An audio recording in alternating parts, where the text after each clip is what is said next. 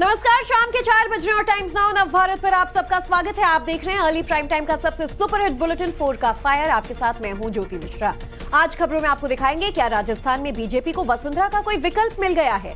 राजनीतिक गलियारों में चर्चा गर्म है कि महारानी दिया कुमारी बीजेपी के लिए वसुंधरा का सब्स्टिट्यूट है और इस पर दिया कुमारी ने क्या कहा, एक्सक्लूसिवली आपको आगे दिखाएंगे। वहीं मध्य प्रदेश के चुनावी अखाड़े में बुधनी से शिवराज सिंह चौहान और छत्तीसगढ़ के पाटन से भूपेश बघेल ने पर्चा भर दिया है। दिग्गजों के नामांकन की अभी हर एक अपडेट।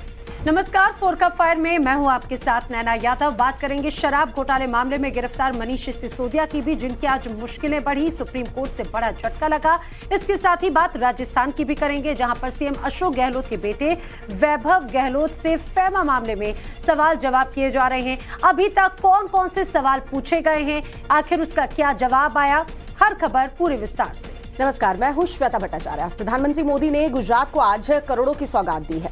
वो क्या है वो भी हम आपको आगे बताएंगे। मराठा आरक्षण को लेकर महाराष्ट्र में बवाल मचा हुआ है। किन किन शहरों में प्रदर्शनकारी बेकाबू होते जा रहे हैं, आगे आपको वीडियो सबूतों के जरिए पूरी डिटेल रिपोर्ट दिखाएंगे। लेकिन बढ़ते हैं अगली खबर की ओर। अयोध्या में बन रहे भव्य राम मंदिर में 22 जनवरी को रामलला की प्राण प्रतिष्ठा होनी है और इसके लिए अभी से अयोध्या सजने संवरने लगी है। जी हां, अयोध्या में इसे लेकर कई तरह की तैयारियां चल रही हैं। लोगों की सुविधाओं के लिए भी यहां पर जोरों शोरों से काम चल रहा है। वहां की तैयारियां इस रिपोर्ट में देखिए। जय राम राम जय राम राम जय राम राम जय राम। अयोध्या में भव्य राम मंदिर के निर्माण और 22 जनवरी को रामलला की प्राण प्रतिष्ठा की जब से तारीख तय हुई है, तब से पूरी अयोध्या भी इसकी तैयारी में जुटी हुई है। अयोध्या को भी चमकाने का काम शुरू हो गया है, जिसमें स्थानीय लोग उत्साह के साथ खड़े नजर आते हैं।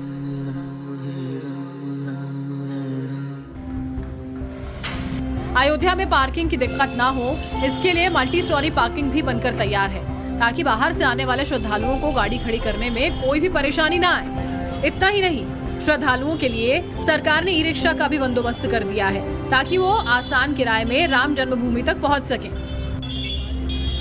रामलला की प्राण प्रतिष्ठा को लेकर अयोध्या वासी बेहद उत्साहित हैं। इसलिए वो अपने भवनों और दुकानों का रेनोवेशन करा रहे हैं, उसे भी मंदिर का रूप दे रहे हैं। प्रभु राम से जुड़े चित्रों को भी भवनों और दुकानों पर उकेरा जा रहा है।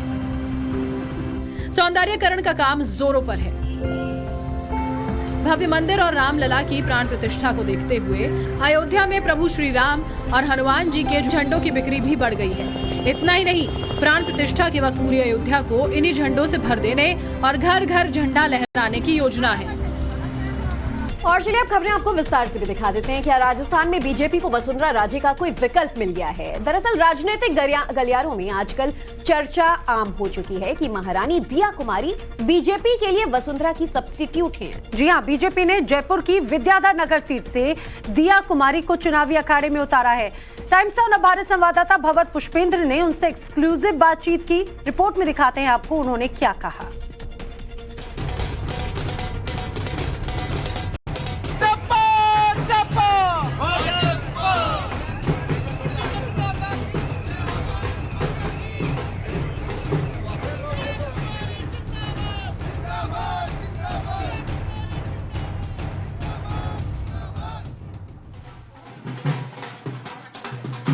राजस्थान में चुनावी रण की शुरुआत हो गई है। इसके साथ ही इस महाभारत के महारथी भी अपने अपने चुनाव क्षेत्र में प्रचार के लिए पहुंच गए हैं। राजकुमारी दिया कुमारी राजस्थान के राजघराने की तीसरी पीढ़ी है, जो इस लोकतंत्र के सबसे बड़े मुकाबले में उतरी है। बीजेपी ने राजघराने की इस कद्दावर नेता को जयपुर के विद्याधर नगर सीट से मैदान में उतारा। आशीर्वाद चाहिए। अरे आशीर्वाद, ये राजकुमारी ने ढोल नगाड़ों की आवाज के बीच जयपुर के राजघराने की राजकुमारी दिया कुमारी सड़कों पर है। और ऐसा पहली बार नहीं है, बल्कि ऐसा तीसरी बार हो रहा है। और मैं आपको बता दूं कि जयपुर राजघराने में राजतंत्र का मिथक तोड़कर लोकतंत्र की ताकत को अपनाने के बाद सबसे पहले चुनाव लड़ने वाली महिला दिया कुमारी की दादी और दुनिया की सबसे खूबसूरत महिलाओं में शुमार गायत्री देवी थी, जिन्होंने अपनी जीत को न सिर्फ गिनीज ऑफ वर्ल्ड रिकॉर्ड में दर्ज कराया, बल्कि कांग्रेस से नाराजगी जताते हुए सदन में पंडित जवाहरलाल नेहरू को टोकने तक का रिकॉर्ड बनाया था। चीन को लेकर जब विवाद हुआ था तो वही देश की ऐसी महिला थी जो सांसद के रूप में तत्कालीन प्रधानमंत्री को सदन में टोक रही थी कि पहले अगर ऐसा करते तो शायद ये नहीं होता। खैर, ये लोकतंत्र की वो खूबसूरत तस्वीरें हैं जो राजतंत्र से लोकतंत्र के दरवाजे तक आती हैं। आप देख रहे हैं दिया कुमारी यहाँ आपको नजर आ रही होंगी, लोगों के बीच जनसंपर्क पर निकली हैं। लगातार जनसंपर्क चल रहा है और नामांकन तक ये जनसंपर्क और आगे बढ़ेगा और उसके बाद 25 तारीख तय करेगी कि आखिर इसके भाग में क्या है। कुमारी जिंदाबाद जिंदाबाद जिंदाबाद, बीजेपी मतदाता की जय हो, भारत माता की, बीजेपी मतदाता की। सवाल यह कि आखिर बीजेपी ने राजघराने की इस युवा और तीसरी पीढ़ी पर लगातार तीसरी बार चुनावी मैदान में दांव क्यों खिला, और आखिर क्यों सांसद को अब विधानसभा भेजने की तैयारी है? तो इसका जवाब है राजकुमारी दिया कुमारी राजपूत होने के साथ साथ युवा और स्मार्ट भी हैं। लंदन से ग्रेजुएशन करने के बावजूद वो आज भी जड़ों से जुड़ी हैं और महिलाओं में उनकी अच्छी पकड़ है।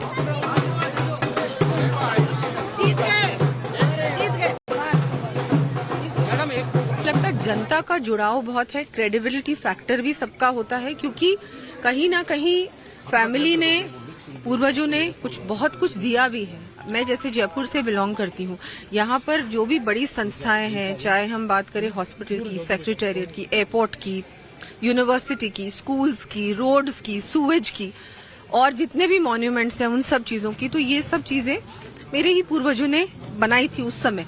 तो क्या है, लोगों का अटैचमेंट बहुत होता है, तो वो एक फर्स्ट टाइम आपको वो चीज जरूर हेल्प करती है।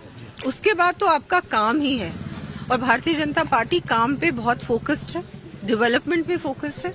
और जिस तरह से मुझे पार्टी ने सवाई माधोपुर भेजा, उसके बाद राजसमंद भेजा और अब जयपुर, तो अपॉर्चुनिटीज बहुत सारी मिली हैं और मेरे लिए बहुत ही ये एक अनुभव भी रहा है, एक्सपीरियंस भी रहा है, और बहुत सीखने को भी मिला है। अलग अलग क्षेत्रों के वहाँ के लोगों को रिप्रेजेंट करना एक अनुभव अलग ही है, जो कि जयपुर की बेटी को शायद ही मिलता अगर मैं बीजेपी में नहीं होती।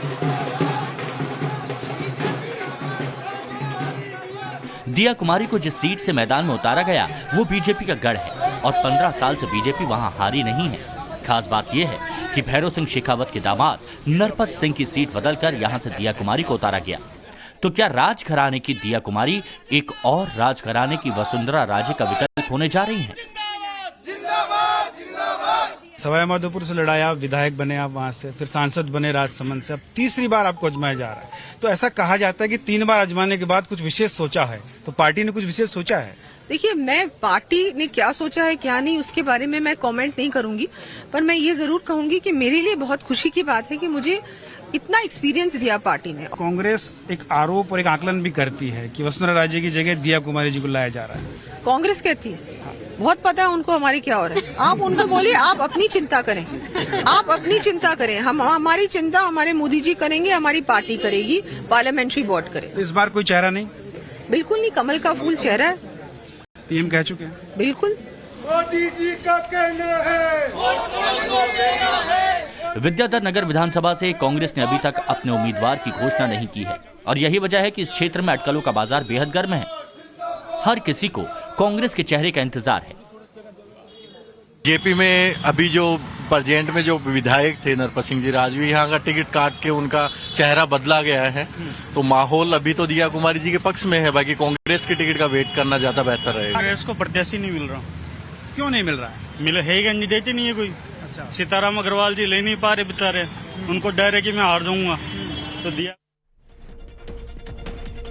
देश की आजादी के 75 साल पूरे हो चुके हैं और उससे जुड़ा अमृत महोत्सव कार्यक्रम अब समापन की ओर है। समापन के लिए मेरी माटी मेरा देश अभियान शुरू किया गया था, जो अब खत्म होने जा रहा है। देश भर से मिट्टी इकट्ठा करके उनके कलश दिल्ली लाए जा रहे हैं। कार्यक्रम में देश भर से आई मिट्टी को इकट्ठा कर उससे अमृत वाटिका बनाई जाएगी। आजादी का अमृत महोत्सव पूरे देश ने पिछले 2 वर्षों में मनाया। लाखों कार्यक्रम हुए, करोड़ों लोग उससे जुड़े। प्रधानमंत्री जी ने मेरी माटी मेरा देश इस कार्यक्रम की शुरुआत करने के लिए कहा और देश के 6 लाख गांव में लाखों अमृत कलश यात्राएं निकली और देश के 7500 ब्लॉक से जब उन 6 लाख गांव की मिट्टी को इकट्ठा किया गया और ऐसे शहरी वार्डों से मिट्टी को इकट्ठा किया गया, तो आप देख सकते हैं कि देश के कोने कोने से अमृत कलश यात्राएं निकालकर आज देश के कर्तव्य पथ पर ये विजय चौक से लेकर इंडिया गेट तक ये हजूम जो युवाओं का नजर आता है, ये मिट्टी को नमन और वीरों को वंदन करते हुए आजादी का अमृत महोत्सव मना रहे हैं।